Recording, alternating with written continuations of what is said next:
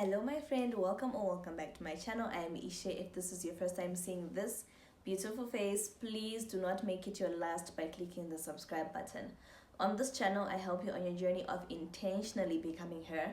So if you want to level up, rebrand, glow up, become your best self, this is definitely the place to be. So go ahead and click the subscribe button to join the friend squad. If you're a returning friend, I love you so much. Thank you so much for choosing to be my friend, and thank you so much for coming back for yet another video. In this video, I'm going to be unpacking the ways that I overcame limiting beliefs and how you can too. So let's just get into it. In this video, as you saw from the title, I'm going to be unpacking how I overcame limiting beliefs and how I believe that you can too. So before I share the tips, right, I just want to give a bit of a backstory. The reason why I had limiting beliefs on certain things that I thought I couldn't achieve and so forth. And that is because of a couple of reasons. One of them being I grew up without a biological father, right? So sometimes you may underestimate the impact of not having a father in your life. You may really underestimate that, but for someone who's had to walk the talk, right?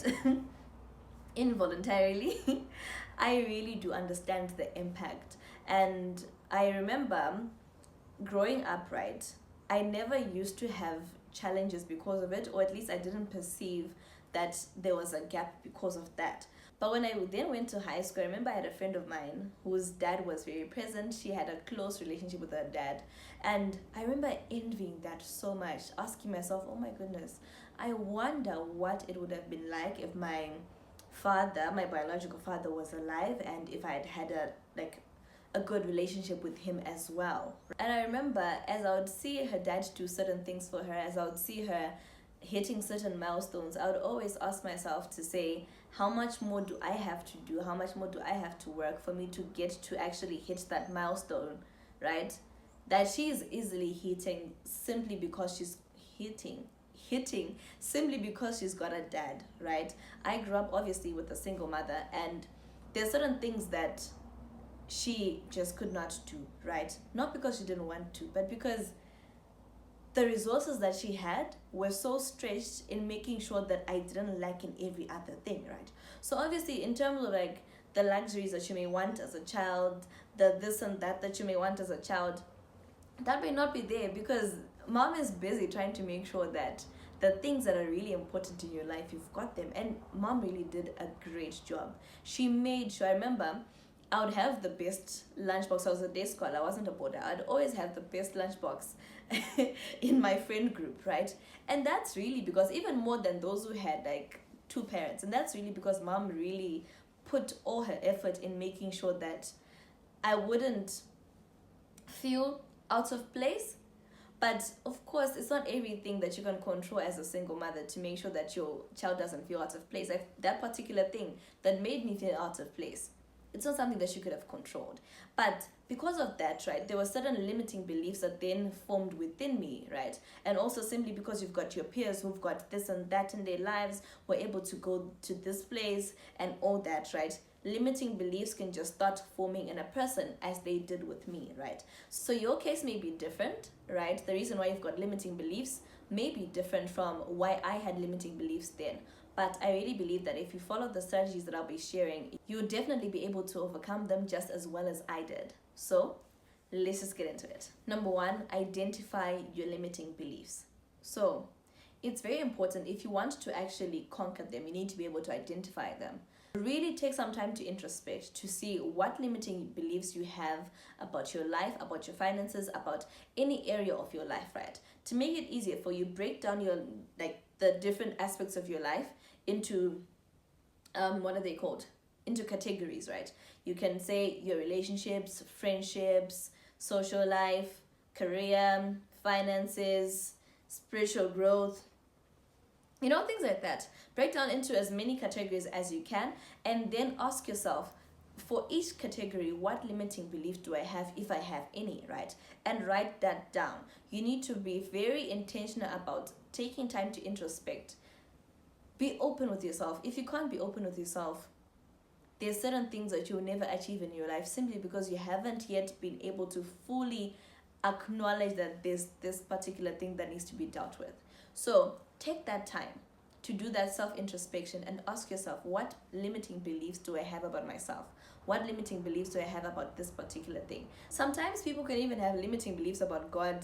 I am so shook, but yeah, it's very, very possible for people to have limiting beliefs about God simply because they've seen a certain situation where probably someone prayed for something and it didn't happen, and then now they've got limiting beliefs about God's ability to help them in that particular area, right, to say the least.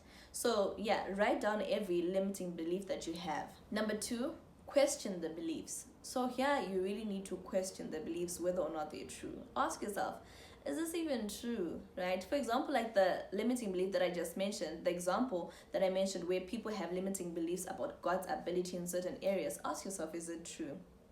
Remember, he says in his word, behold, I am the God of all flesh. Is anything too hard for me? And then here you are holding on to a case where it seems as though God failed, right? So ask yourself, is it really true? Ask yourself that. Ask yourself in terms of the limiting beliefs that you've identified about yourself, that you have about yourself. Ask yourself, is this really true? Is it really true that I can't excel at anything? Is it really true that I'm not capable of achieving much in my life? Probably words were even said over your life, and that's the reason why you've got limiting beliefs. Probably things such as you never achieve anything were said in your life, right? Ask yourself, is that really true?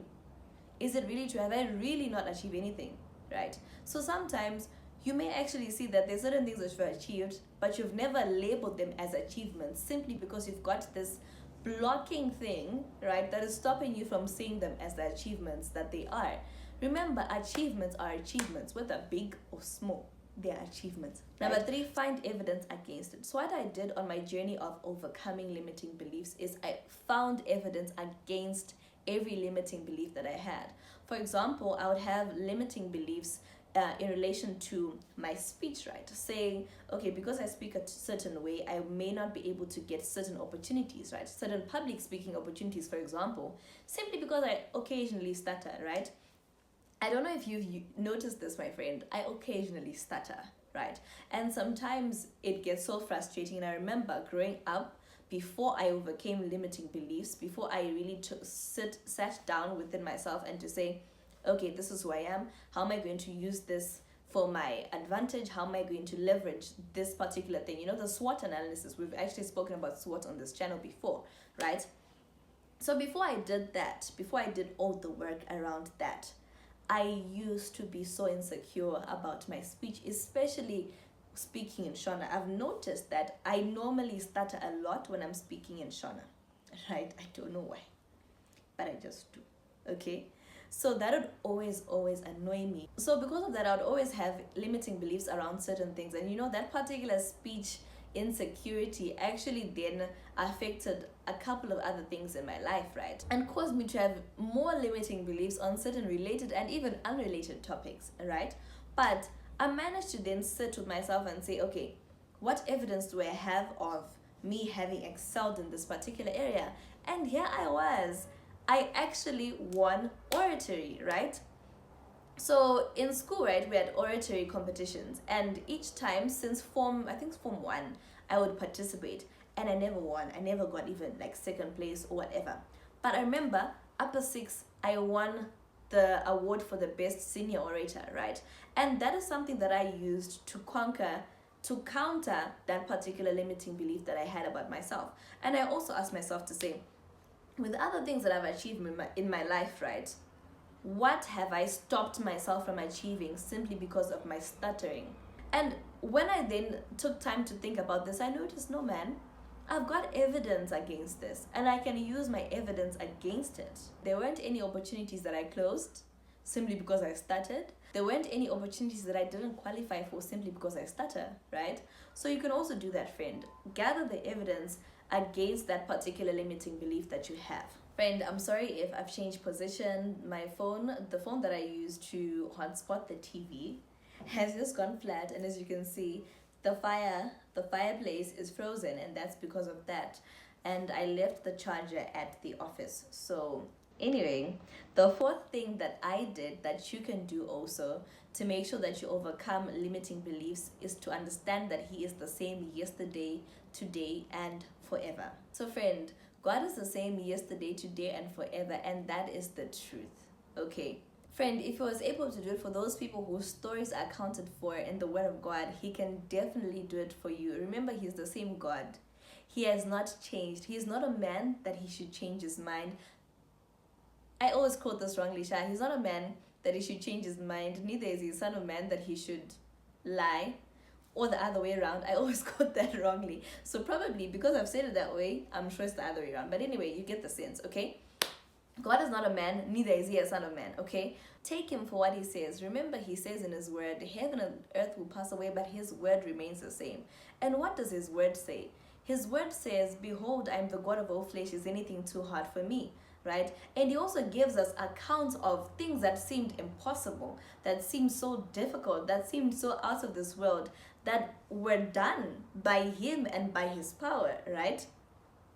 And all that the word of God says are for our learning. They were written for our learning, so we can apply the lessons in our lives. So look at all that and look at that as evidence of God's ability. So use those accounts written in the Bible not just for story times, but use them as evidence of God's ability to work in and through you to cause you to achieve everything that you want. The fifth thing that I did is to know the word for myself. And friend, it's very important for you to know the word for yourself. Some people rely on prophecies being made over their lives. They rely on, someone else praying for them, probably their pastor or their parents or whoever, right?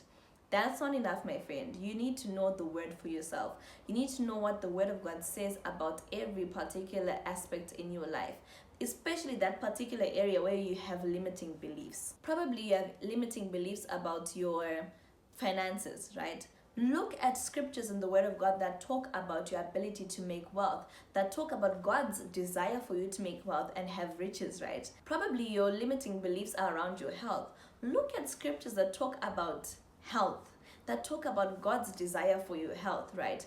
Look at those in the word of God, study them and know them, so that whenever you feel yourself starting to react from the point of the limiting belief, you quickly respond by saying the word. Remember, the word that works in your life is the word that you know. For as long as you don't know the word for yourself, it won't work in your life. So even if some people, I'm digressing here, but some people have this habit of sleeping with a Bible underneath their pillow.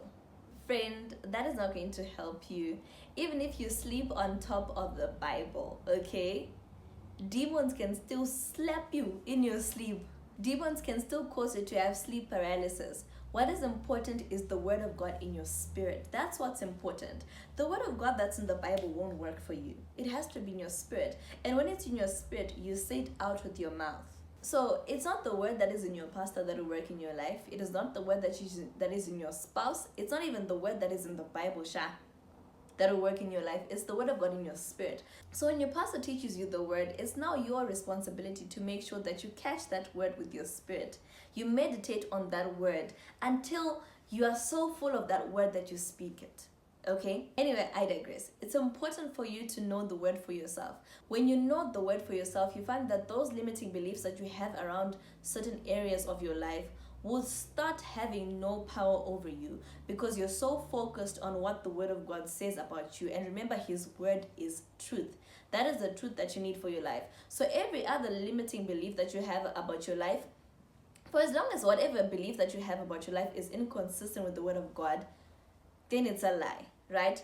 And the moment that you know the word for yourself, you'll be aware of this. You'll be awakened to this reality that this particular belief that I have about myself is indeed a lie. Why is it a lie? Because it is inconsistent with the truth. What is the truth?